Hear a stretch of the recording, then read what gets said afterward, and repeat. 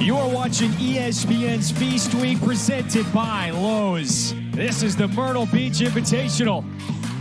Just down the coastline of South Carolina, we are in Conway. First of two semifinals. It's the old WAC rivals.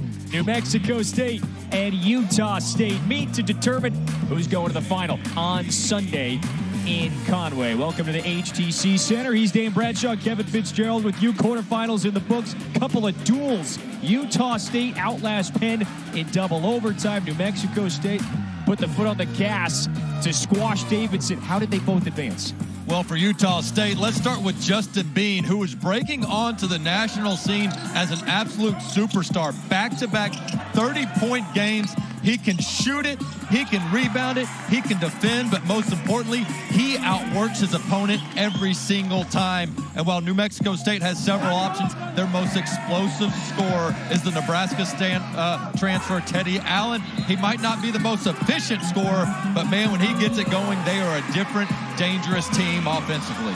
I mean, you saw the numbers. Those two yesterday combined for 54. They are capable of going off. They are both, at this point, Dane, potential conference players of the year in their respective conferences. Remember, these two were once in the same conference for about 8 years in the WAC, and it was a fierce one. There was no love lost, but they're both Aggies, but they didn't get along at all. And boy, that series was just about as even as it could get over the course of those 8 years. And you see at the bottom, they both went to 4 NCAA tournaments. Dane, I mean, these two, over the last couple of decades, have just announced themselves as two of the best mid-major programs in the country, period, stop.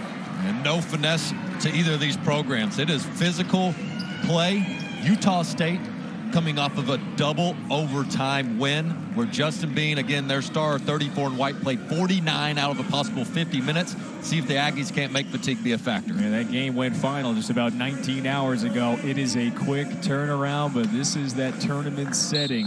What can you do in a short amount of time? Let's tip it up. Let's see who's going to the Myrtle Beach Invitational Final. Utah State in the white, New Mexico State in those sharp black uniforms. We could have asked for a better officiating crew. Lee Cassell, Roger Ayers, Pat Adams have us covered. And here is Justin Bean, this gargantuan performance yesterday. Rylan Jones has it. Right wing triple is down and out. He's the steady point guard for Utah State, who was also exceptional in the double overtime win yesterday afternoon. Here's the Dollar General starting 5 for those New Mexico State Aggies. You highlighted him, Dane. Teddy Allen went for 22. How about Jabari Rice, the really steady point guard presence for this Aggies team? Yeah, almost put up a triple-double yesterday. Has not played point guard before, but handling those duties extremely well. Yeah, he's got it in a rush. Allen cuts through. Stays here. New Mexico State traditionally does not like to get up and down too much. They like to control tempo. But given the double overtime yesterday of Utah State, I think they probably want to see Utah State have to run with them a little bit. Well, and it's just a veteran crew. Look at this starting 5 for Ryan Odom. All juniors and seniors. Allen caught underneath. He gets out of the paint in time. This is Rice. Tried to squeeze it into Will McNair, who's a pretty physical presence down low. It's a kick ball.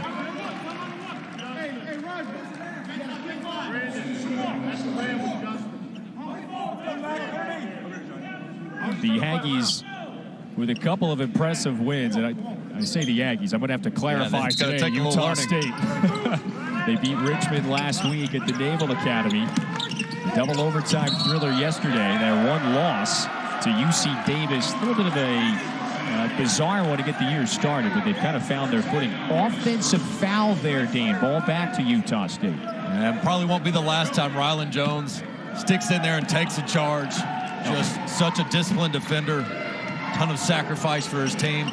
Took several of them yesterday as well. Yeah, I think he had about 3. Unflappable presence. Here's the UMBC transfer, Brandon Horvath. He came with Ryan Odom as head coach, and he nails a triple to get things started. Good sign for Utah State. I thought Horvath never really found a great rhythm. Had a little bit of an ankle injury yesterday. Good start there. Here's Donnie Tillman. He can stretch it. McNair, yep, that's over the back. And he starts tiptoeing afterward, but Lee Cassell got him for his first personal. And That's 2 team fouls quickly on New Mexico State. And there is Ryan Odom, Dane, 5 years at UMBC. Did you hear about that one game they played Virginia in the tournament? 16-1. I told him he should have just retired and gotten the benefits of the Disney movie that'll come out. That's legendary. Is that thing going to be on Netflix or Hulu in about 10 years? We'll see. Here's Brock Miller. And that one's pure. Well, Disney Plus, actually. Brock Miller, the senior from Sandy, Utah. Silky smooth stroke. Now, let's see if he can get scoring and get going early when it comes to scoring. It's a foul on the drive on Justin Bean, his first. Well, Miller just so solid for this Utah State team. Comes off the bounce, comfortable pulling up. Did a heck of a job defending one of Penn's best perimeter shooters yesterday. Didn't necessarily fill the stat sheet, but still a very important player for this team. I got to tell you, though, the guy at the free throw line, McCants, he surprised me yesterday. I underestimated him. I mean, yes, he's a big man, but he makes point guard plays at the center position. Terrific passer, brings great energy, reliable big with high IQ for Coach Chris Jansen. 5th-year senior. He is the Las Cruces kid. Now 5 years the program, just an experienced vet. It's an early lead for Utah State. Couple minutes in. Idle Rock. Well, the lane opened up. And RJ has his first bucket. Allen in a hurry. He left his feet. And fortunate that time that McCants bailed him out. And he sticks it. They do such a great job when they penetrate that baseline. They have shooters spotted up, and they are expecting to get the pass. Shot ready. Yep, McCants with a quick 5. Great rhythm and pace to this one to start.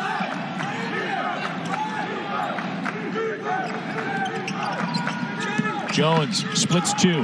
Picks up the dribble. Horvath. No look, and Bean cuts to the rim. He does that better than anybody. Yeah, he moves without the ball as good as any player you'll see across the country. He never stops moving and gets easy buckets as a result. Well, we got 16 points in 3 minutes. These two teams have combined to go 6 of 9 from the field. Tillman, right idea, but just landed at the wrong spot on the floor and right through McNair's legs. Yeah, it's 6'7", 225, and 6 foot 178. Rylan Jones holding his own, and this time Horvath. When they penetrate, they know when they turn that 34 is going to be cutting down the lane. It is part of their offense. And here's the thing, Kevin. If he doesn't get the pass, he's already in offensive rebounding position where he gets so many of his points as well off easy putbacks. He's just really instinctual the way he plays, no?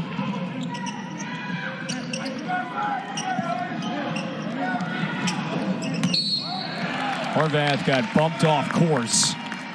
That's the first foul on Donnie Tillman. You just outlined it. 6'7", 225. And body flying right into Horvath. But to show you the respect Chris Jansen, this New Mexico State team, has for Jones, when he gives it up, they're denying the ball back to him. They want to make Utah State play 4-on-4 and see who else can create for others. Chris Jansen's team 3-0. They beat UC Irvine, UTEP, Davidson yesterday.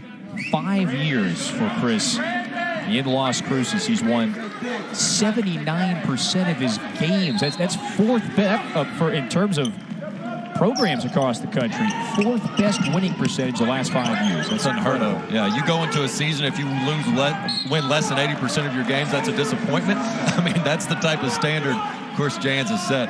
An absolute winner and a heck of a ball coach. We were talking to him before this one, and he said, we got to find a way to locate Justin Bean. He's slithery, he's versatile. A good one in the first of 2 semifinals today. The second coming up at 5 Eastern later. 2 in the shot clock. Idle Rock rises, and he's got 2 quick buckets.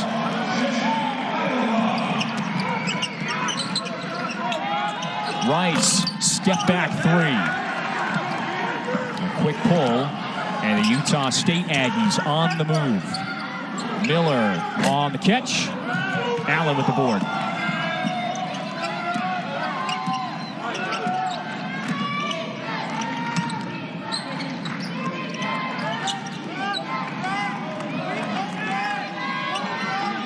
Rice comes to set the screen. And this is the talented scorer, Allen. Got it blocked. It was Horvath. Now Bean for three. And the rebound down to the big man. You want Alok. An 11-7 lead for Utah State. First battle between these two old WAC rivals for the first time in more than 8 years. McCants triggers short. Both teams in a hurry sometimes to get into their offense, in a sense.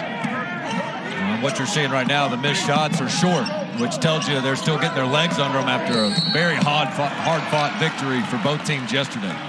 That's the first foul on McCants. And it leads us to our first timeout. Utah State 5 of 9 for the field to start a 4-point edge for the Aggies. ESPN's exclusive presentation of college basketball is brought to you by VisitMyrtleBeach.com. Find where you belong at the beach. Also, Dollar General, where you save time and money every day. And Pizza Hut. Order today at PizzaHut.com.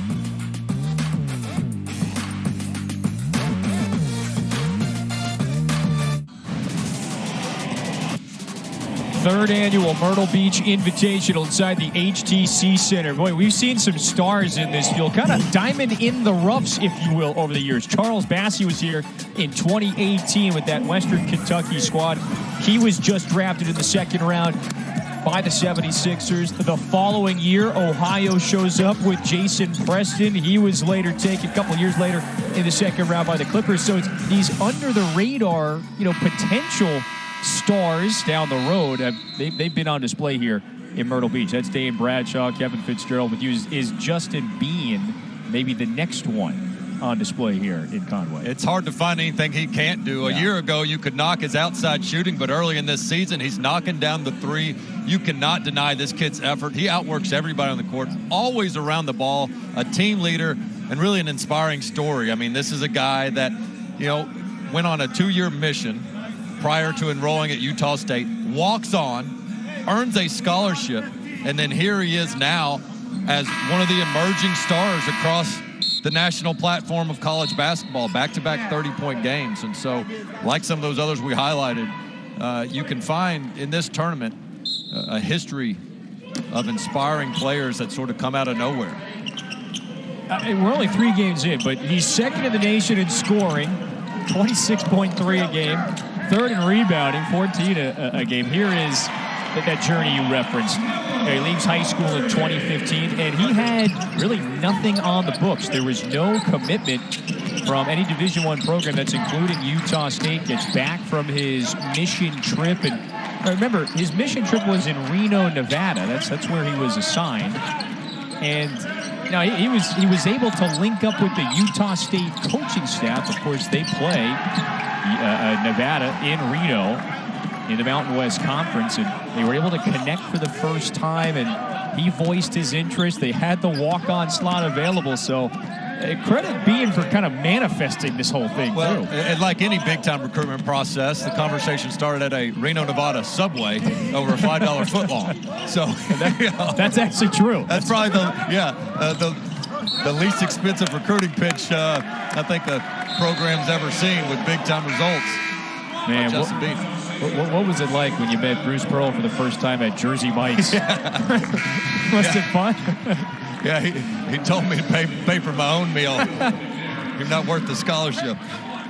But let me ask you this, then. What about him? We could list off all the numbers, but, what intangible, something, his presence from yesterday that impressed you the most in that win? I tell you, in yesterday's win against Penn, and now today against New Mexico State, there's no cupcakes out here. You have hard-playing, tough guys all over the court, yet he still jumps off the screen at you with his energy and effort, and that's saying something. Here's a 3 in the air. Rylan Jones, and it's back-to-back for Utah State. Horvath previously, and the junior transfer from Utah. Danny had 21 yesterday. And I thought really starting in the second half, Jones quit hesitating on those opportunities before. Too many pump fakes and previous games. This time he's coming around looking for that shot. Oh, they have locked down New Mexico State on that end of the floor. It's a 10-0 run, maybe more. Rise and fire, and Jones got it again. Timeout, New Mexico State.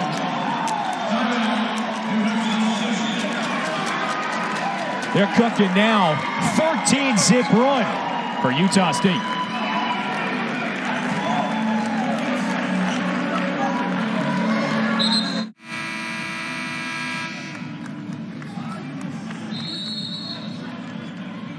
Boy, 13-zip run for the Aggies of Utah State. We got a battle of the Aggies today, the former WAC rivals, and it was kind of a fierce competition when they were in the same conference for 8 years.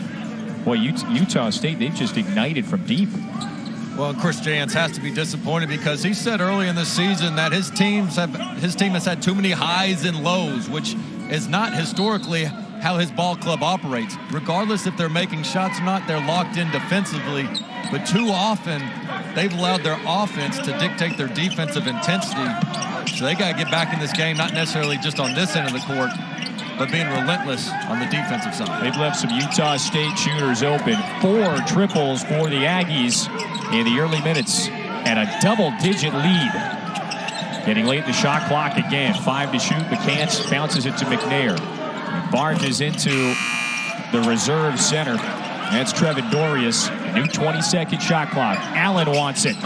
Yes, Teddy Allen. And I think they got back to where they want to start their offense, down low. Offensive rebounding is a big part of their offense. That leads to the open three as opposed to operating outside and in. There's Bean, baseline drive. He just glides into the paint through the air. Good body control.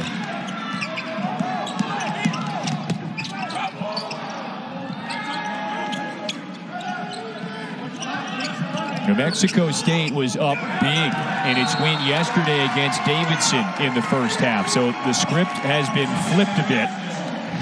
They're down 12, another turnover. You better be down in a stance and ready to play when 34 gets the ball, and that time Peak just over-helps a little bit. Can't come off Bean to a point where you can't recover within one step. Bean already has 4. Yeah, 5 turnovers for New Mexico State has plagued the Aggies of Las Cruces. R.J. Idlerock that time. Dorius, he got his fingertips on it, and he might have just been whistled for a foul. McNair says, hey.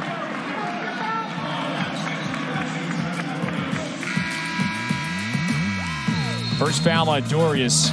We got a timeout, 11:40 to go in the first. 12-point edge for Utah State.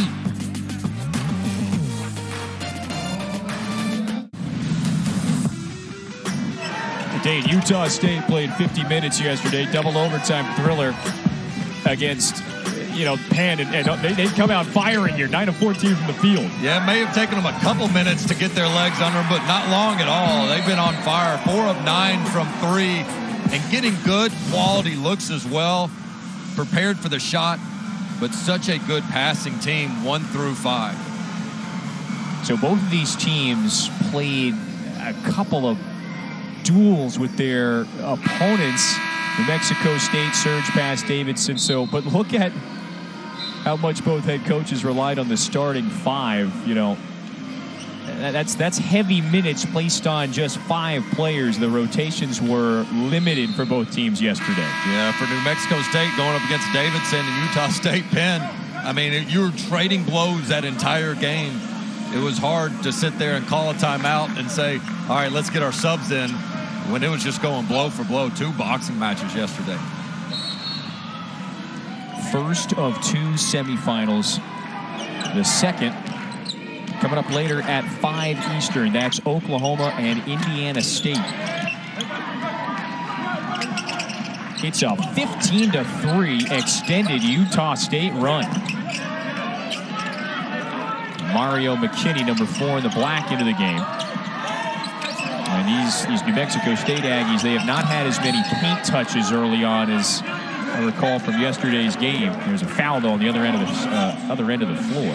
You're spot on, Kevin. I mean, they operated that entire offensive possession. It wasn't until 8 seconds on the shot clock that they even got it within the three-point line, and it was still 15 feet away. Some of that is defense to Utah State, but New Mexico State's got to force the issue a little bit, create some interior opportunities. Idle Rock swats it, gathers it. Yeah, he was out of bounds. And Chris Jans is giving an earful to his inbounder there. Risky pass, to say the least. I think Idle Rock's been really good quietly in this first half. Aggressive on offense, much better defensively. I thought he struggled against Jordan Dingle and Penn yesterday, but he's done a nice job on Teddy Allen. The transfer from UMBC, finding his footing with this new program. Well, he's 6'4", 225 pounds. You glance at number 5 in the white, bulky, thick. That's a big body that Allen has to try to blow by.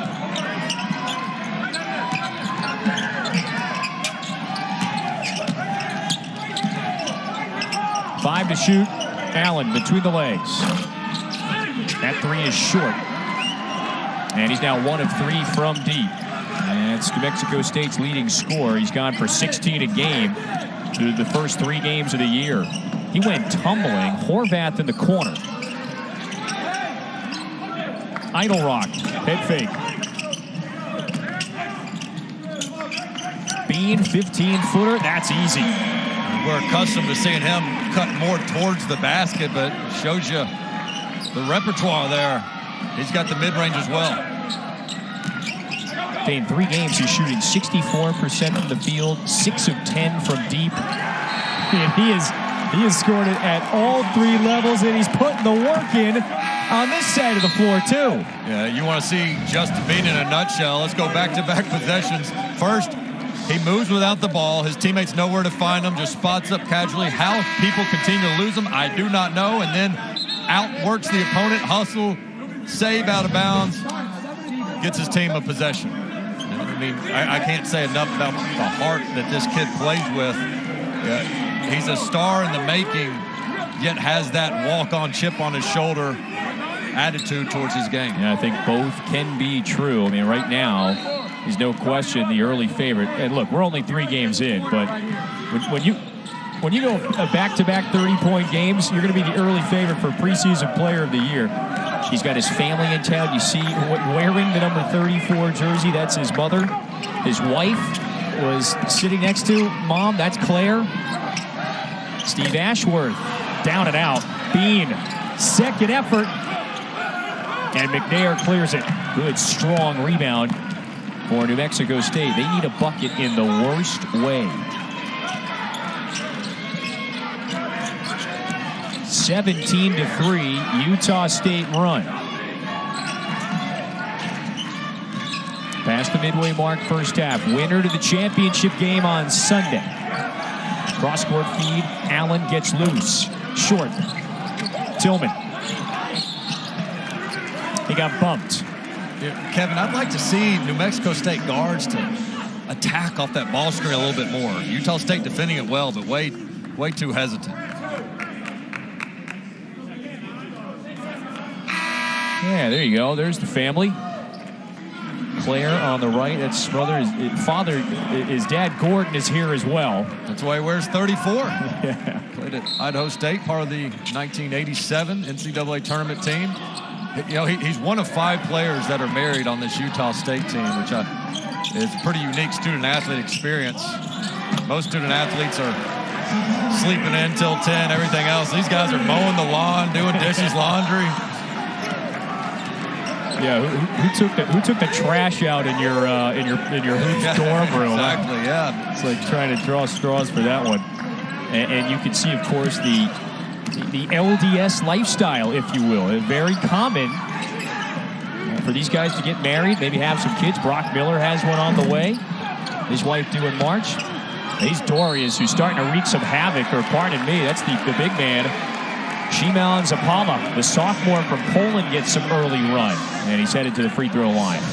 Yeah, did not see him at all in yesterday's game, and here he is, just giving them an extra body. Again, you wonder with all the minutes they played yesterday if they were going to go deep on their bench. I think they've made a conscious effort to do so. Yeah, first time he's played since the opener. That's just a good confidence boost to see that one fall through. I mean, hey, this is lopsided here. 12-point game. It's been lopsided in essence after the first 5 minutes or so. Did you expect it to play out this way? Yeah, I didn't expect Utah State to be so fresh, but oftentimes when you play that many minutes, it's the second day where it really comes to you. But good news for them, they get a day off tomorrow, unlike a conference tournament situation. So really impressed. But I think if you're New Mexico State, you want to get ball screen action right there. Make 12 and white defend on the perimeter. Rice attacks and flings it out of bounds. So I'm sure you're good with the attack, but it just didn't end with a great result. Well, I think Rice was expecting his teammate to stick in the corner for the open three where they get so many of their looks. And instead, I believe it was Pete cutting to the basket. Just bullet pass. Now, if there's one thing that Chris Jans has, players like Rice who were here a year ago, he's got a few of them that played during one of the most bizarre, frustrating seasons of college basketball. Jones turns it over. The state of New Mexico, of course, had strict regulations.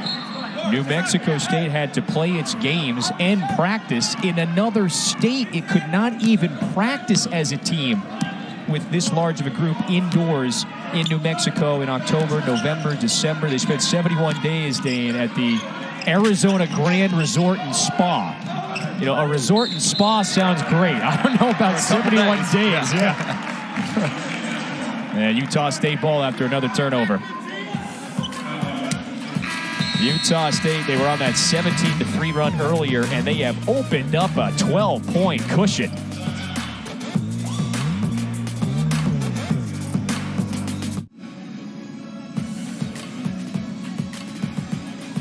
Utah State with a 12-point lead over New Mexico State. Winner advances to the championship game. That's at 3 Eastern on Sunday. Our friend Andrea Crawford was all over this one. The 3 first-year head coaches, they go 3-0 on day one. Not just Porter Moser, but there's Indiana State. Of course, Ryan Odom won as well. That was a nice little battle yesterday down at the bottom there at the Shriners Children's Charleston Classic. Marquette glides by Ole Miss. A couple of big wins early for Shaka Smart's crew. That's a great semifinal field. Debbie Antonelli, Rich Hollenberg, they've got the nightcap there, the 7 Eastern game. 2 good ones in the semis right down the road in Charleston. With just a couple exceptions, a ton of close games yesterday on the 2 brackets you've shown. It's just something about this tournament setting where it's not necessarily win or go home, but win or go to the loser's bracket. And that seems to bring a little bit extra intensity every time you're in one of these settings. Good-looking stroke there from Miller. He tried that transition 3, and another offensive rebound for Utah State. You got to clear it out here and take the big man one-on-one. Here we go. McNair backing up. Rylan Jones, step back. Call! Rylan Jones buries it. McNair had to give him a step because he didn't want to get beat to the basket and did a decent job, a contested 3. Jones just really in his zone. He is 3 of 4 from deep, 9 quick points for the Utah transfer. Rice gets free. Nope. Tillman, he's chased down a couple of loose basketballs. And someone's got to help him out. Allen, deep 3. New Mexico State, Dane, 3 of 12 from beyond the arc. Yeah, double-digit triples yesterday is what really got them to win. Bean right to the rack. His defender gambled, went for the steal. And Justin Bean starting to pour it in here in the first half. Now, New Mexico State was not down this big to Davidson, but it was the end of the first half that they made a couple buckets just to give them a little bit of confidence that bled over to the second half. They better do that in a hurry before this gets away from them. 17-point cushion. Allen attacks, floats it up, and it's a loose ball foul on New Mexico State. Allen was begging for a call, nothing, and the error is compounded. Ball back to the Aggies. They just can't get anything clean in this first half. No, they can't. But I think if you ask Chris Jans, he'd tell you, hey, we might be 4 of 17, but you know what? That means the other team better be 4 of 17. Instead, Utah State shooting at a 58% clip from the field. That's the 7th team foul, meanwhile, on New Mexico State. So 1-1 coming up for Brock Miller. Tillman and McCants both have 2 personals. Miller, the senior from Utah. He's one of the captains, along with Bean, for this Utah State team. Giant matchup in the Big Ten. Tomorrow at noon, ABC, Michigan State, Ohio State, also catching on the app on the go as well. So when you're on the beach tomorrow, you know, you can throw that game on. Ohio State controls its own destiny. I know the cool kids talking about when an NBA player, whoever gets a big contract, they say he got him a bag. Mel Tucker of Michigan State got him a bag, man. What's the report? 10-year, $95 million? Ooh. All I'm saying is if you're Nick Saban, you're like, hey, he doesn't have the rings I got. Yeah. If that's the standard in the market rate, yeah, I'll take 200. Yeah, let's make some adjustments. They have locked him up, and Michigan State has had, of course, a very impressive year. I know they're not happy about the loss to Purdue a couple of weeks ago, but they're still in a position to reach the Big Ten title game. Oh, this is suffocating defense. Here's the Bahrainian, Z Hamoda, and a little out of control, and so he turns it over.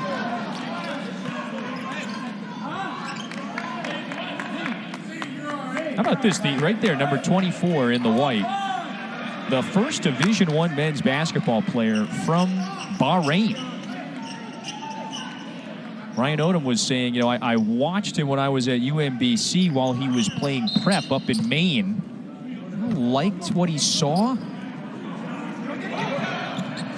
And here he is. He's playing Division I hoops. First ever from his country. Right off the eastern African coast. But we've covered a lot. We've got geography. We've got economics with our Mel Tucker discussion. We're covering all the topics. I tell you, when I look at New Mexico State, I wonder, all right, what's their stop the bleeding plan? Like, where do they go when things are struggling so much offensively? And I just what's your guess? Haven't seen that set yet. And I think the answer is it's getting a defensive stop so they can get some numbers in transition and make it a little bit more chaotic on the offensive end, because the half-court sets just aren't giving them what they want offensively. Yeah, they're going on 5 minutes without a field goal. Utah State in full control. Brock Miller offline. It's still a 19-point lead. But when Brock Miller shoots that, look how Utah State sent almost everybody back. I mean, they are not crashing the glass too aggressively and keeping the Utah State Aggies at the half-court offense. Let's see if Allen can start to ignite. Just hoist it up, and that's a big one. Their first field goal in almost 5 minutes. So they're getting doubled up, but at least it's back to a 16-point game. Well, admittedly, for better or worse, this is an emotional team. So see if that can't get them in a rhythm. These two haven't played in 8.5 years. The old WAC rivals, and it's Utah State who's sticking it to the Las Cruces Aggies in the first half. It's another foul on New Mexico State. This one's from pretty deep for Teddy Allen. He's going to step into it. A little bit of a funky release. Kicks his foot out some. Unique form, but pretty effective nonetheless.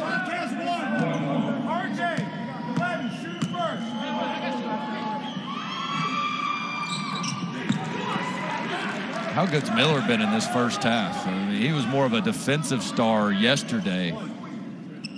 But after this free throw, he could be tied with leading them in scoring. And they just got so many different guys that can hurt you. I mean, towards the end of this half, you won't be surprised they may have 3 guys in double figures already for Utah State.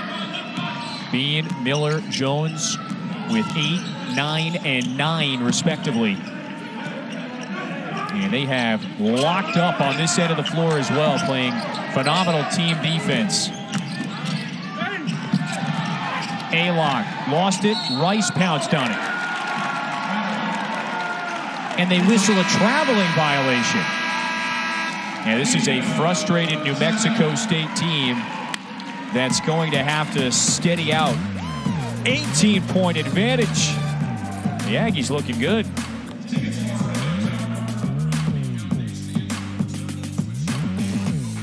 ESPN's exclusive presentation of college basketball is brought to you by Lowe's.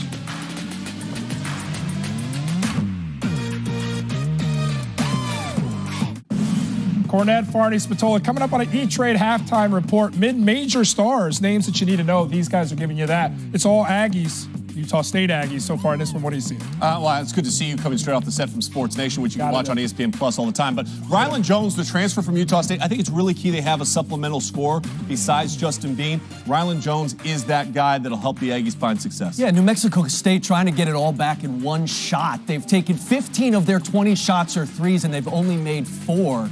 Got to attack the paint, get some better shots. Do you think Bradshaw will ever be on Sports Nation with you? Check is in the mail. Kevin Dane, back to you guys. Hey, what's your availability?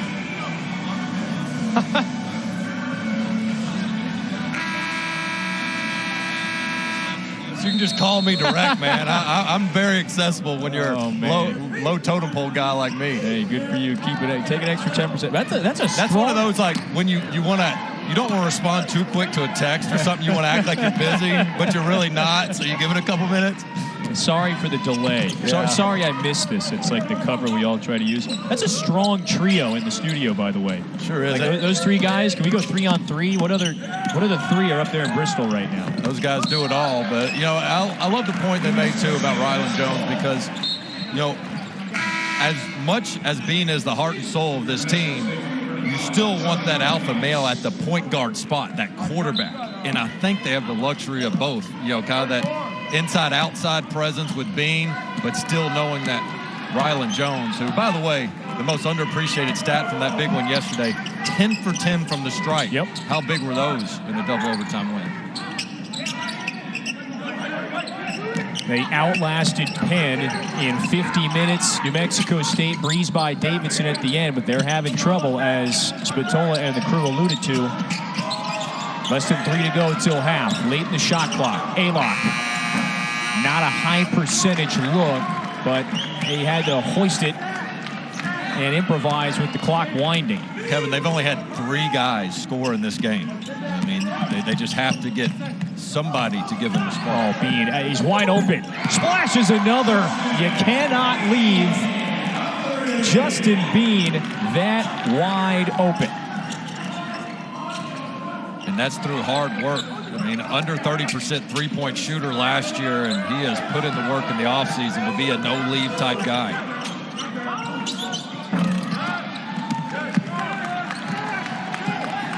And New Mexico State now 4 of 16 from deep. 21. Oh, no, not again. Just off. Man, what happened there? Bean guarding McCants in the paint. A-Lock. Nice slithery move, but looked like he lost the handle on the way up. Jones to Bean. Kick out, idle rock. And to the top with less than 90 seconds till half. It's a 21-point lead for Utah State. Jones attacks, and he lays it in. I'm shocked, Kevin. I really thought the physicality of New Mexico State would provide more resistance to this Utah State offense, but the execution has been flawless. G.G. Avery way off that time, and hands down the largest lead.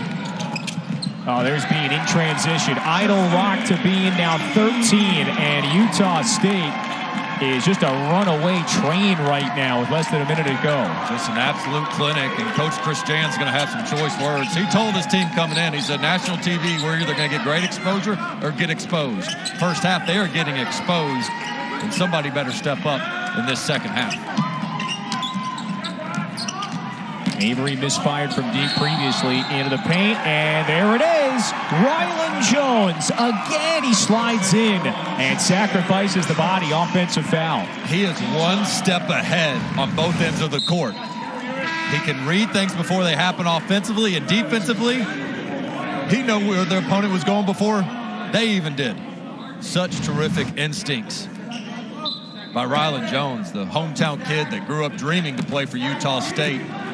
And boy, he plays like he is living out his dream. So he's at Utah the last couple of years. Coaching change. Craig Smith takes the job. He comes over from Utah State. And, you know, he decides, let me enter the transfer portal. Ryan Odom gets hired at Utah State. Rylan's dad, a longtime assistant coach in Logan. So he goes back home where he spent many years with his dad on staff at Utah State. He's got a couple of years of eligibility. A turnover with 5.8 to go. It is a lopsided affair in our first semifinal. 5 seconds. Rice bumped. And Utah State had one foul to give, so they'll inbound it this side. The Aggies gained 58% from the field and limiting New Mexico State to 21% shooting. They've also turned him over 8 times. More turnovers than made baskets. Oh, There's wow. another one. There's 9 turnovers, 5 made baskets for New Mexico State. And as bad as it's been offensively, it's been just as bad on the defensive end, which was Chris Jan's biggest concern was, would we allow our offensive inefficiency dictate our defense? And it sure has in this first half. Jones, Miller, and Bean, they combined for 33. Terrific trio. How would Cornett, Farnham, and Spatola fare against those three? I don't know. We got to get that rolling sometime. To the studio, let's go to Bristol.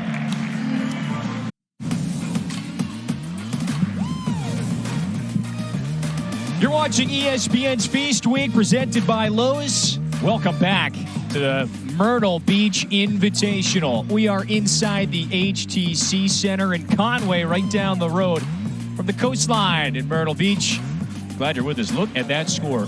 A one-sided affair. It's Battle of Aggies. It was all Utah State Aggies in that first half. Dane Bradshaw, Kevin Fitzgerald with you. Well, so it was close early on. It was a 7-7 game in the early minutes. And then Utah State's lead grew like your NVIDIA stock has the last few weeks. 34-9 run to close out the half. Just a flawless half on both ends of the court for Utah State. And you wondered how fresh would they be after a strenuous double overtime victory yesterday. And there was no rust whatsoever. And they got contributions from several players on their team. It was not just the Justin Bean show.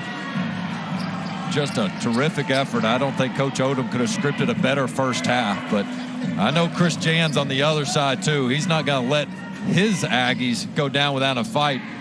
And to be a fly on the wall in that locker room, dare I say, probably an R-rated version of a locker room speech. But, somebody on New Mexico State has to show some fight. Even if they don't make a shot, they got to show more resistance defensively. Giving up 58% is unacceptable from Chris Jan. And only shot 21%. So, yes, I agree. I'm sure it was a little spicy locker room, no question.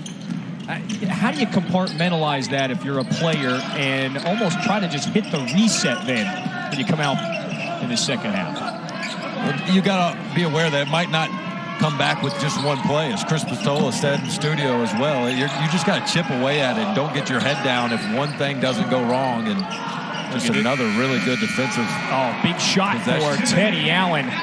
The Nebraska transfer now has 9. And that is exactly the way they needed to start. It was a little rocky possession there. Another good defensive sequence for Utah State. Oh, there he is again. He gets free. It's Justin Bean. Well, they get him thinking that there's a flare screen, and New Mexico State fights over the top, and he just curls it all the way to the basket. Really nice design. 15 points. He's on his way, perhaps, to another 30-point performance. We'll see. He went for 33 yesterday in the double overtime win.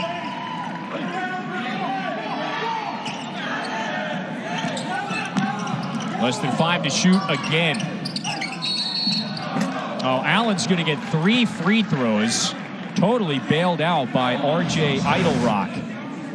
So how'd he get open here? Yeah, watch how this play develops. Bean's going to be the screener to start the play. And as Jones comes around, he's going to get a back screen, and they just do not communicate and go over the top. And that's due to the respect Bean has as a shooter. Yes, there was miscommunication, but the reason they were chasing at the three-point line is because he's added that to his arsenal. And just a good read there.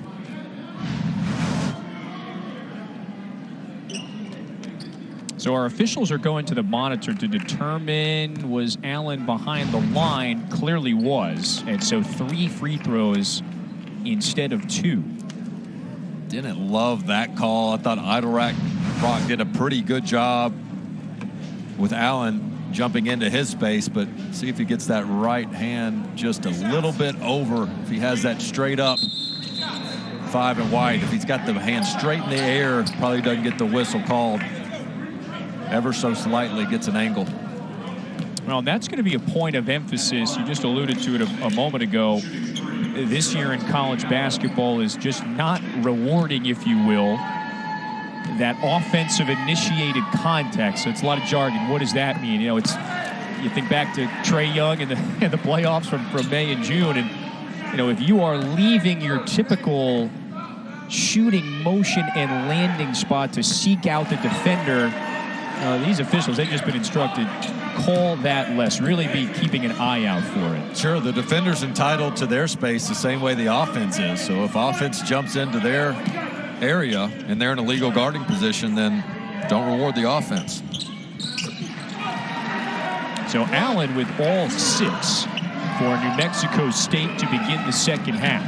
You see they press to try to speed this game up a little bit. Jones is wide open, lets it fly, buries it. Rylan Jones, he's got 14. It's now 3 straight games in double figures for the junior. He is off to a superb Utah State career start. I don't blame Christians for trying to press, change things up a little bit, but this is a tough team to press. They're just such a good passing and shooting team that spreads you out. Jones, eyes up. Unflappable point guard. He lost his footing, and he's grabbing his face, and it looked like he's on the tumble down. He might have went face first. And a tough guy right there. Just gets tripped up on the baseline here, loses his footing, slaps a chin or nose, something on the hardwood. You know, and sacrificing, that's really sacrificing the body to get the pass away as opposed to brace the fall. Yogi's all right. Got up pretty quick. Foul on the entry pass. That's the first on Horvath. Yeah, better job there. McNair gets deep post position. They've got to get those inside shots, let them lead to inside rebounds if they're going to chip away at this. 25-point lead at the half for Utah State. Rice, hit the side of the rim. McNair has his first bucket of the game, a junior from Philadelphia. So it's back to a 22-point game. And it's exactly that. It's a game of just slowly chipping away. Winner to the championship game of the Myrtle Beach Invitational on Sunday. Jones sets the feet. High archer. He hasn't hit the rim yet. It's unbelievable. And look, I keep going back to last game. In the first half and early in this season, Rylan Jones was pump faking a lot. And now he's just shooting with no hesitation. He's too good and too accurate of a shooter to have any hesitation, and defenses must respect every single part of his game. Yeah, clearly in a zone right now. There's Jabari Rice. I mean, Utah State just continues to have an answer. They're 3 of 3 from the field to begin the second half, and that elevates its field goal percentage to 62% from the field. Catch and shoot kid, 5 of 6 from deep. Got the hand in the cookie jar there with the beautiful form. No rim there. Like you just said, 5 triples for Rylan Jones. You think about how much pressure that takes off guys like Bean and Horvath when you have McCants, Jones, nice block. Miller on the perimeter. So many pieces that complement one another on this Utah State team. Indeed, they are gelling together pretty quickly. Craig Smith, he took a couple of starters with him to Utah when he left Utah State in the offseason. Horvath, he's one of the UMBC transfers that came along with Ryan Odom when he took the job. That is now 9 triples for the Aggies. So it's a couple of transfers. It's players like Bean, and they have gelled together pretty quickly in the early goings. You know, by the way, Utah State, if you remember, they lost their Portuguese stud, Neemias Keita. It was a second-round draft choice. They lost an NBA talent, but they should still be at the top of the Mountain West again. You bring up a great point. If you didn't know any better, you'd say this Utah State team's been together for 4 straight years, and I think you get these types of results with great leadership from Coach Odom, but high IQ, unselfish, skilled players. Horvath, now they're just clowning on him. 10 threes, and a lead to 29. Yeah, confidence through the roof for the Utah State Aggies right now. The rim is as big as an ocean. Foul away from the ball. That's on Brock Miller, his first. Largest lead of the day. It is 29.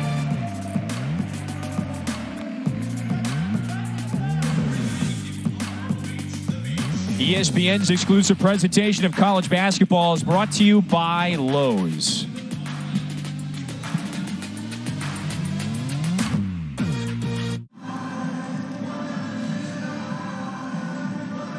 Utah State up by 29, and boy, they've got their eyes on the championship site. Let's play a little revisionist history. Let's go back to the first overtime, the end of that first overtime yesterday, Utah State and Penn. They were centimeters, maybe less than a centimeter, from getting upended by Penn in that quarterfinal match. This was with time winding down in the first overtime. Look at that. Max Martz drilled a long 3, or was it? That play was later reviewed. If that 3 at the moment had put Penn ahead 74-73 with a few seconds left in that first overtime. They reviewed it, said, hey, that little that toe was on the end line, changed it back to a deuce, and eventually we went to double overtime. By what, 1 shoe size, Utah State, I don't know if Kevin Durant's watching, but that helped them stay in that game and, of course, win it in double overtime. Yeah, Penn was extremely feisty and would not go away. And lesson learned, if you want to call it a wake-up call for Utah State, they've received it. And, I mean, look, they were playing hard yesterday, no question, but in terms of how sharp and the execution, this has been just the blueprint for Utah State Aggie basketball. They're going to have loads of confidence heading into Sunday if it, of course, takes care of business. There's still a lot of time on the clock, but a lot of threes are being made today by Utah State. That's now 11, a season high. As if they needed one more three-point shooter. I mean, Ashworth has struggled from 3, but he is certainly a catch-and-stick guy. Good to see him getting some confidence as well if you're a Utah State fan. This is Allen, and they certainly have to start letting them fly from deep. The problem is they haven't been nearly as efficient as Utah State, 5 of 20 from deep, and the ball goes back to Utah State.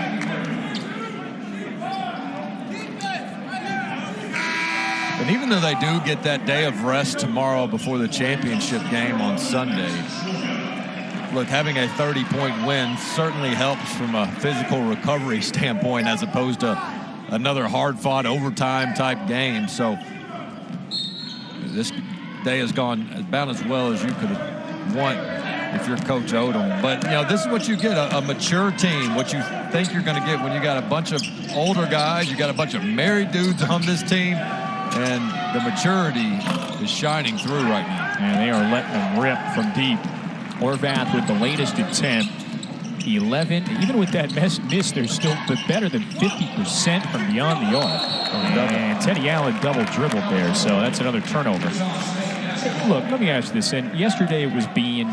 Today it's a bevy of different players just in an absolute zone.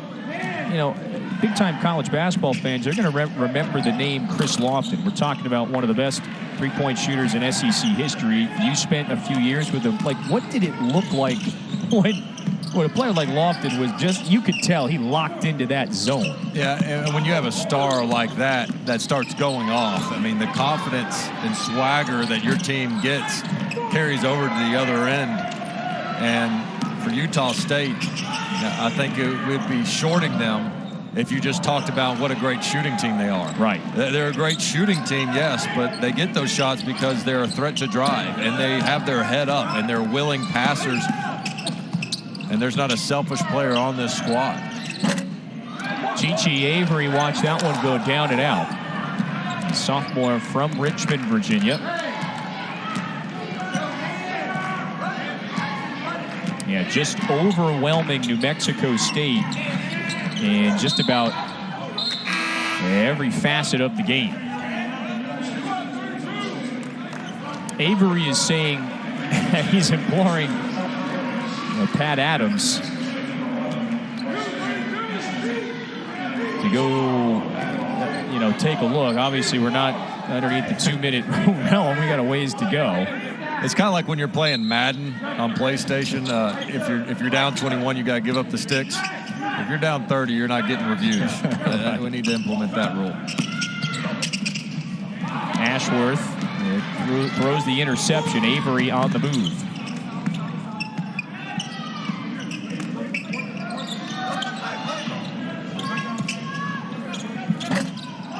Marseille Cotton, not that time. And Lee Cassell calls time. And you see Jabari Rice has his hands on his knees, clearly uncomfortable. Limping slightly on that left leg. So Rice walks to the bench. Kevin, I will say, for anybody just joining or watching this game that has not seen New Mexico State play, they are a much better team than what you're seeing right now. I mean, they were terrific, and a big win against their rival UTEP, and they finally got in their home arena, beating a well-coached, well-skilled Davidson team yesterday. And right now, they've just run out of gas. Been one of those days for New Mexico State Aggies, but this is certainly not indicative of who they are as a program or where they're heading this season. Ball goes back to New Mexico State. Look, they were selected to win the WAC for the 8th time over the last 9 years. And yes, this feels more like an aberration. This club is going to be at the top of the WAC once we hit March. At or near the top, we should say. But Utah State's been overwhelming. A 30-point advantage. The winner of this one heads to the championship on Sunday. Here's Max Scholga getting some run. The steal, and his shot is smothered. Oh, and he runs right into one of the folks on the baseline. A little bit of a pile-up that time. Looks like everybody's all right. Well, you got to love the hustle on this one. I mean, no quit here. Sloppy play, but Avery's going to chase it down here and just look out, compete no matter what. And lucky there for the bystander.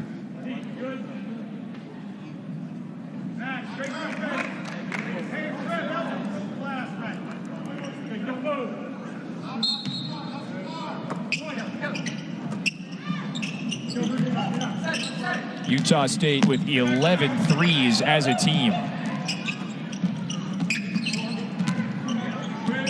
They have been smooth and clean operating on this side of the floor. Avery with an athletic block that time. Jab step in the corner. Scholga poked it free, and he's going to get rewarded. Second chance. Foul. And Max Shulga, the Ukrainian, at the line when we return. Boy, Utah State, too much to handle. 30-point lead.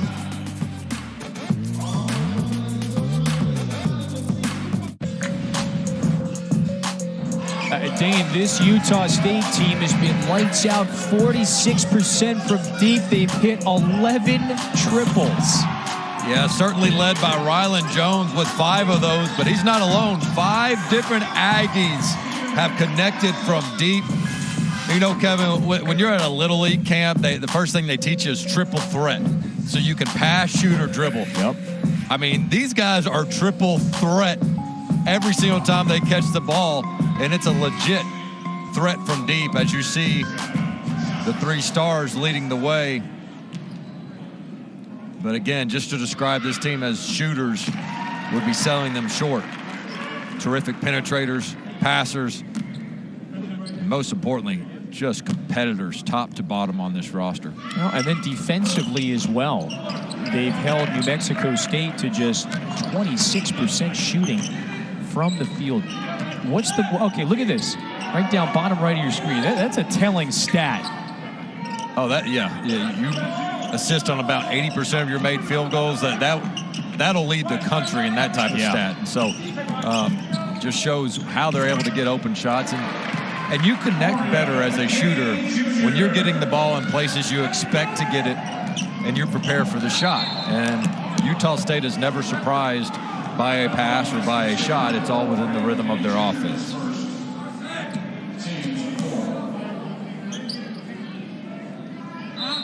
Boy, Rylan Jones, he gets the first ice bath, I think, later today or tomorrow. He took all those charges yesterday. Boy, he fell flat on his face earlier, and he gets bumped here. He is... Yeah, he he's needs a tough to have dude. that mop named after him there, because every time Rylan Jones goes down, the mop duty comes out. So he's got 17, Dane, to lead all the scorers in this game, 5 of 6 from deep. He's got a little inside job going here in a sense. There's Horvath with another. Remember, he played in this gym in this tournament 2 years ago for Utah. So hey, if there's anyone to be used to the the lighting, the look, it's Rylan.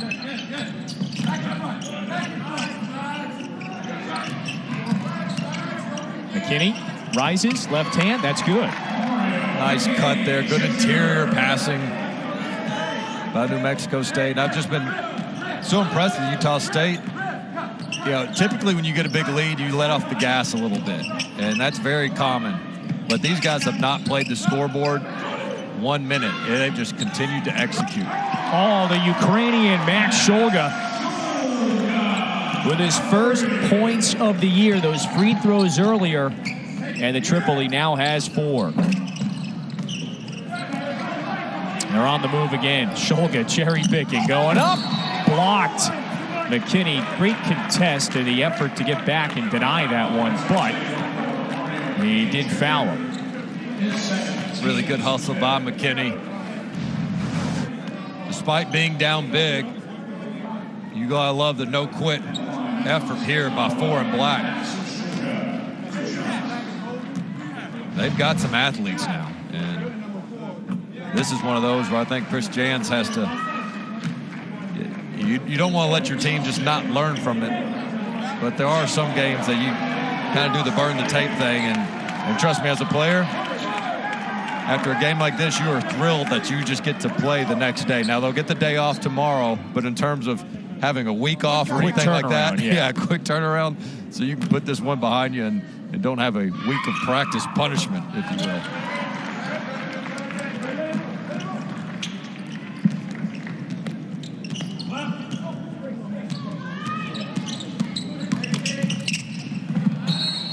Another turnover, and Shulga is actually going to get, in those hustle stats, he's going to get 1 more for the charge taken. Well, that's how you earn minutes. I mean, and again, it's their stars doing this, role players, guys coming off the bench. But whoever's going to get Utah State in the championship, You got to learn, when you go into the paint, it better be under control. Jump stop, kick out, floater, whatever it is, you can't have your body momentum carrying you into the charge, because the Aggies in white are waiting on you. Well, usually when you take a charge, all you have to worry about is just the big guy barreling towards you, not a shoe about to. Yeah. He almost had shoe to the face there. Close range look for Cotton offline. And again, just to underscore it, this feels more like just a really off day for New Mexico State, a team that's poised to be at the top of the Western Athletic Conference once again. There's Rylan Jones now with 19. And by the way, the big news around Las Cruces is, at the top of the WAC, but only for so long. What was it, earlier in November, New Mexico State announced its decision to leave the WAC. It's headed to the Conference USA, and 2023 is the expected initiation date, if you will. Yeah, there's a ton of conference realignment going. Yes. These two teams used to be rivals as well in the WAC. What, they hadn't played since 2013, is that correct? Yep. So it's going to be tough to have consistent rivalries with all the different conference realignments and everything else. So keeping up with the transfer portal wasn't enough. Now you got to figure out what conference is everybody in. Yeah. Porter Moser and the Sooners, they're playing at 5 o'clock. Depending on how well Oklahoma does this year, Porter Moser, can he get a Big 12 Coach of the Year award? Yeah. And then maybe an SEC one in a few years. Williams leaves it short. Allen and several black jerseys on the floor for it. A 35-point advantage for Utah State. Mike Peake nails the J. A circuitous journey for someone like Peake. He starts at Georgia as part of that Anthony Edwards 2019 class. He didn't get much playing time. Transferred to Austin Peay, and now here he is in Las Cruces. Yeah, sorry to interrupt, but they don't win against Davidson without Peake. I mean, he made a huge three in the corner on this end of the court. Also came with a big rebound. The mid-range, Jay, he can score it from 15. We talked about his instincts and ability to get to the rim. What do you think? The next task, if we're talking about, is he that next great mid-major player that's going to get some next-level looks? Maybe it's just improving the three-point shot. Well, I think, too, can he guard the other team's best player on the perimeter? That's another thing. Now, you don't have to check every box to be a next-level player, but he's a guy that, has had to earn everything he's gotten. So when you have that sort of reputation, people tend to kind of look at what you can't do instead of what you can do, and all he does is just keep overcoming every single objection to where he is a clear-cut star in college basketball. Went for 33 yesterday, having another fine day. Everybody playing well for the Aggies. 7:09 away from reaching the championship.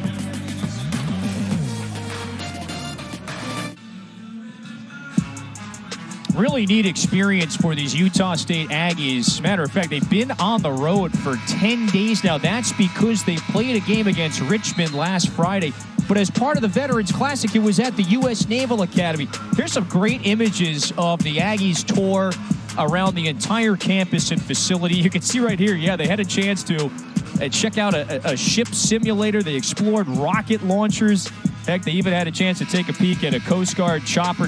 Justin Bean there. Boy, he's been bombs away from deep, and just a really worthwhile trip, not just in terms of basketball, but exposure to the life of a U.S. naval officer. The great SID, Kyle Chapman, even told us that the team, they ate a meal with the midshipmen. They basically just discussed life. Of course, the life of these Utah State Aggies, Dane, that you acknowledged earlier, it's certainly a unique one. The same goes for the midshipmen, so they traded some stories and then hustled down here to Myrtle Beach. But that was really neat for this team to experience all of that last week. Well, I think to also be able to engage with the crew and service members that, hey, it's not all just fun and big ships and cool guns and everything else. Here's what the real world looks like on a day-to-day basis for us and the strict regimen they go through. But good for Coach Odom, because as you travel with your team and you're so focused on basketball, film, practice, shoot-arounds, being able to just take a breath, go learn something away from the court.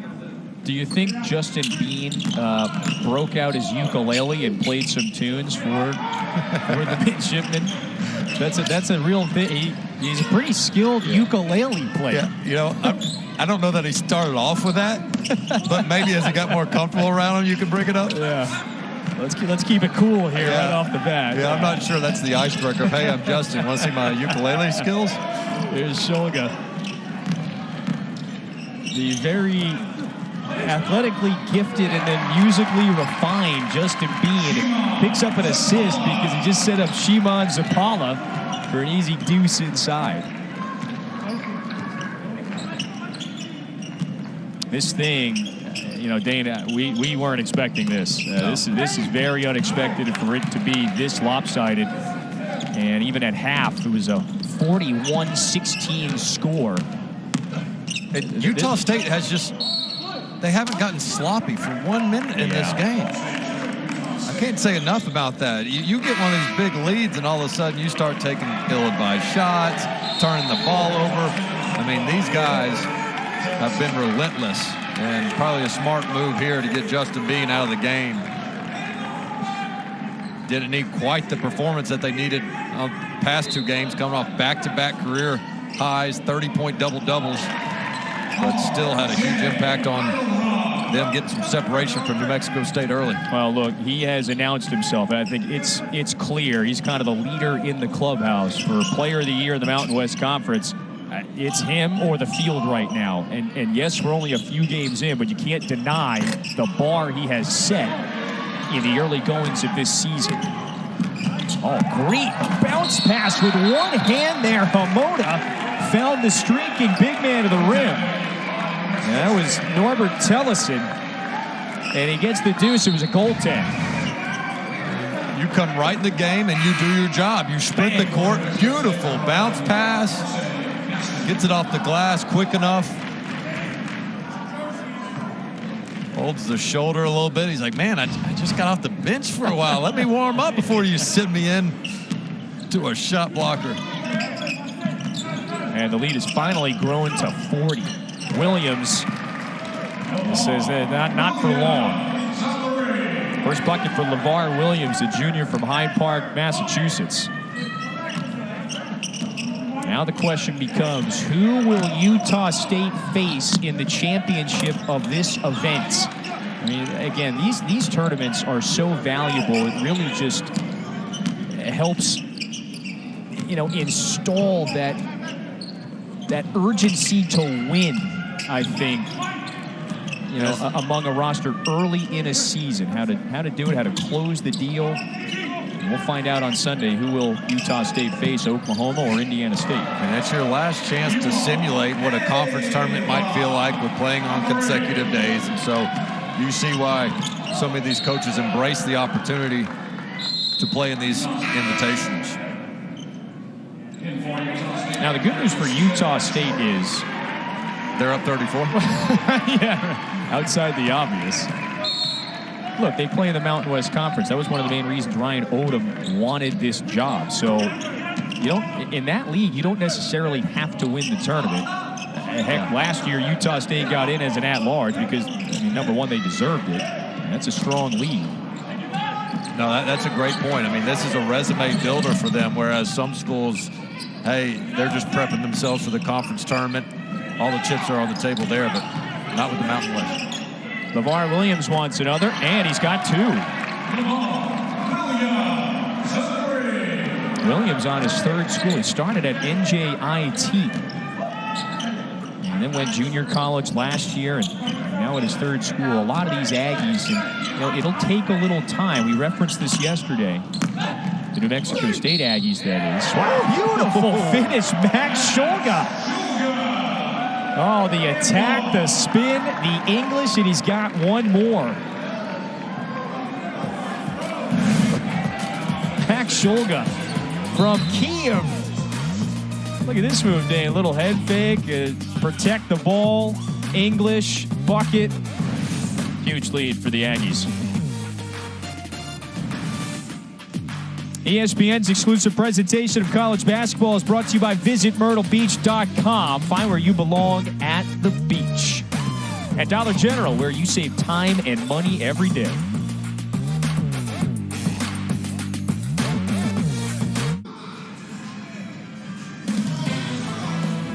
Second of 5 straight road games for the Lakers tomorrow. NBA Friday, that's at 7:30. LA and Boston, followed by Dallas and Phoenix at 10. Everything gets started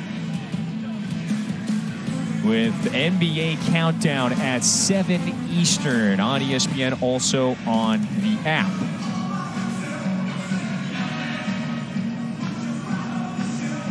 All right, Dane, here's our game track brought to you by Visit Myrtle Beach. Boy, you know, and it's the top one really, not to just pile it on, but that tells the story right there. That top stat for New Mexico State. Well, and it's hard to get any fast break points when you can't get stops consistently. Utah State shooting 55% from the field as a team. And when they did miss, I think they made a conscious effort to get back. It was New Mexico State probably wanted to ugly the game up a little bit, make it a little bit chaotic. And Utah State, no question, dictated the tempo of this game pretty much from start to finish. It was 7-7 a few minutes into the first. And then Utah State went on just a remarkable run, extended its lead to 20 in that first half, went into the break up 25. Being at one point, they led by 40. It was 77-37 in this game. I'll make a prediction that this New Mexico State Aggie team under Chris Jans will not be down 40, much less 30 or maybe even 20 for the rest of this season. Yeah. So I look at this as a blip on their resume. But they'll have an opportunity, too, on Sunday in the consolation. That's where you kind of get to get a feel for the character of your team. Did you quit, pack it in, or are you going to come out with some pride and show, hey, that's not who we are, and I don't care who we play in the losers bracket.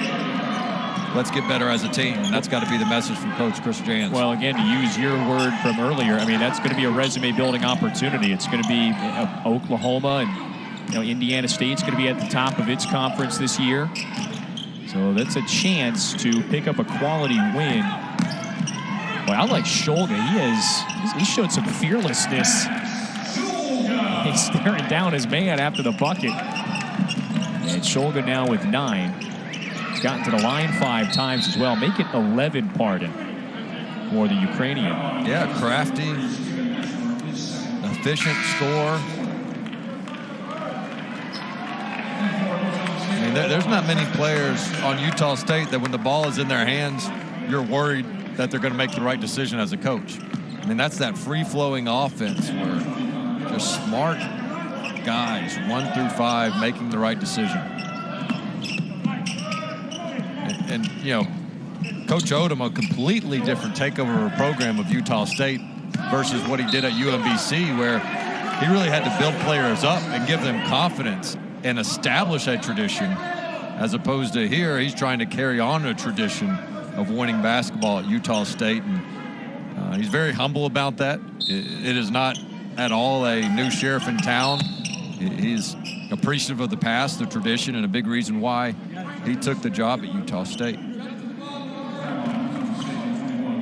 I think mom and dad are enjoying this week's games. Ryan joked to several reporters, in the off-season media days leading up to the opener, his dad, that's a big 3, one more coming. Of course, his father, longtime coach at Dave Odom, Virginia, and Wake Forest, so on and so forth. He was asked, what advice did your father give you about this job? He goes, one thing he asked me to do is try to negotiate earlier start times into my contract. Mom and dad got to stay up till 9, 10 o'clock now with those Mountain Time starts. I do wonder, like any parent, sometimes you can be more nervous watching your kid than actually playing the game yourself. I wonder if the same is true for coaches. Coach Dave Odom, or was he more nervous coaching his own games or watching his son coach? Terrific coach. Several Coach of the Year's honors. Did terrific at Wake Forest, South Carolina as well. And boy, the celebration there, Gillis, the bench feeling it. I think I know who the fan favorite is from the bench perspective. All right, so he's listed as 13. He's got number 20 on, so we got that Connor Gillis. Nicely done. Well, just another. So what are we up to now? 14. The program record is 20, and this game was too lopsided for them to reach that. But 14 threes after 9 yesterday. Oh, he's trying to go to work once again. And Utah State will play Sunday. It's a power dribble. He'll play Sunday at 3. Gillis knocked that one away, and then it was bounced off of a New Mexico State player.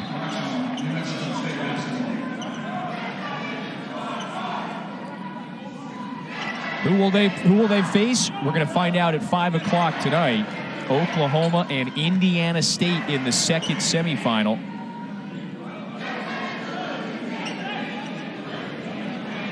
Our friends Chucky, Kev, King McClure, they've got that call for you. That's on ESPN2 as well at 5 Eastern. A blow-by and a bucket for Marseille Cotton, the Ontario native.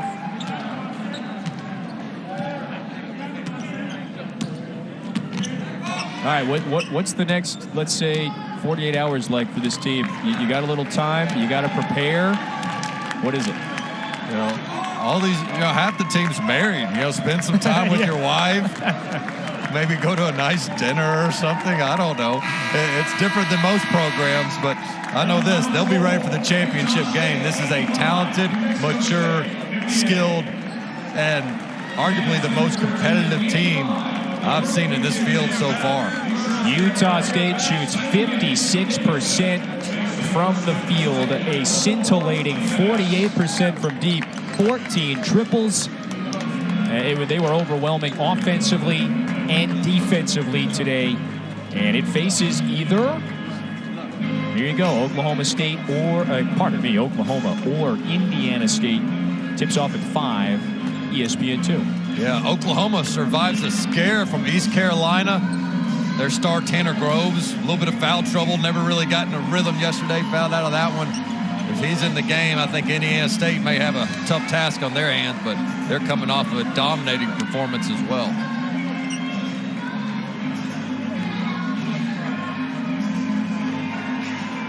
Four different Aggies day. They wound up in double figures.